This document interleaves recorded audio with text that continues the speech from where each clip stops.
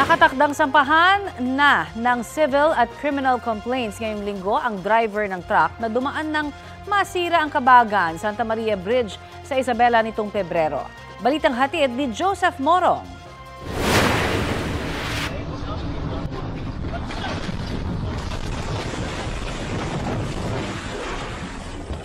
Nitong Pebrero, bumagsak dahil sa bigat ng dumaan truck ang Kabagan, Santa Maria Bridge sa Isabela.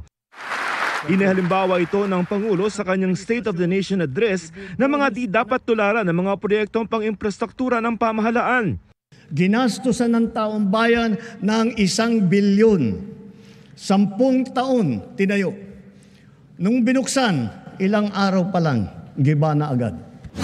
Ayon kay Public Works and Highway Secretary Manuel Bonoan, tapos na ang technical investigation nila sa tulay.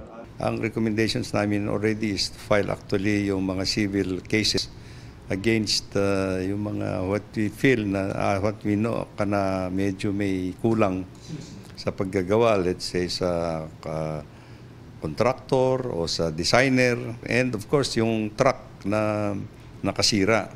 Ngayong linggo naman sasampahan ng reklamong sibil at kriminal ang driver ng truck. Ang Guadalupe Bridge naman sa Makati na nabanggit din ng Pangulo sa SONA sa 2027 pa gagawin.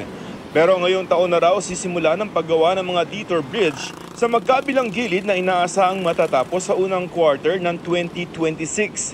Matagal nang inirekomenda ng Japan International Cooperation Agency o JICA na kumpunihin ito dahil sa mga crack at hindi kakayanin ang malaking lindol. Ang kukumpunihin lang naman namin dyan yung outer structure, hindi yung buong Guadalupe. Pero hindi namin gagalawin muna yung structures sa 2026 kasi nandyan yung ASEAN meeting. So we don't want to disturb actually the traffic in that area. Joseph Morong nagbabalita para sa GMA Integrated News.